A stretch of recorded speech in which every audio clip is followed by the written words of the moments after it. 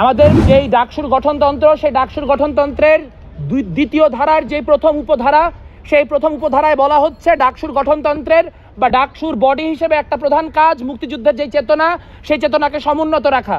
হয় বিশ্ববিদ্যালয়ের উচিত ছিল এই ধারাটিকে অবলুপ্ত করে দেওয়া এবং মুক্তিযুদ্ধ এবং গণ আন্দোলন বিষয়ক যেই সম্পাদক, সেই সম্পাদকের ধারাকে অবলুপ্ত করা।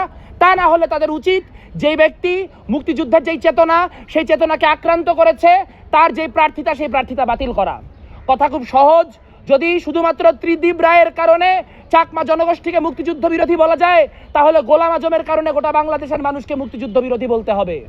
এই যে চক্রান্ত, এই চক্রান্ত শুধুমাত্র মুক্তিযুদ্ধের বিরুদ্ধে এমন নয়, শুধুমাত্র জামাতের যে গণহত্যার ইতিহাস, সেই গণহত্যার ইতিহাসকে খর্ব করা বা নগণ্য করে তোলার জন্য শুধু তাই নয়, সেই ইতিহাস একই সঙ্গে জাতি বিদ্বেষী। আপনারা ইতিমধ্যেই মোজাম্মেলের বক্তব্যের মধ্য দিয়ে জানলেন যে বাংলাদেশের যে মুক্তিযুদ্ধ, সেই মুক্তিযুদ্ধে চাকমাদের ভূমিকা কী ছিল। আপনারা জানেন বাংলাদেশের যে পিকিংপন্থী কমিউনিস্টরা রয়েছেন, তাদের মুক্তিযুদ্ধে ভূমিকা কী ছিল। একটি কথা স্পষ্ট করে বলতে হয়, পিকিংপন্থী কমিউনিস্টরা বাংলাদেশের মুক্তিযুদ্ধের বিরোধিতা করেছে, এই বক্তব্য স্পষ্টতই মুজিববাদী বয়ান।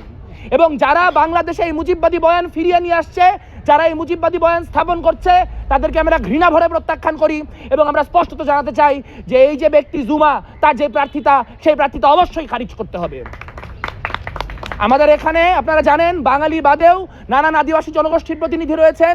আমাদের এখানে সদস্য পদে নির্বাচন করছেন আমাদের সহযোদ্ধা হেমা চাকমা চাকমা সম্প্রদায়ের একজন প্রতিনিধি হিসেবে এবং প্রতিরোধ পর্ষদের একজন প্রতিনিধি হিসেবে তার যে বক্তব্য এই বিষয়ে, সেই বক্তব্য উপস্থাপন করবেন।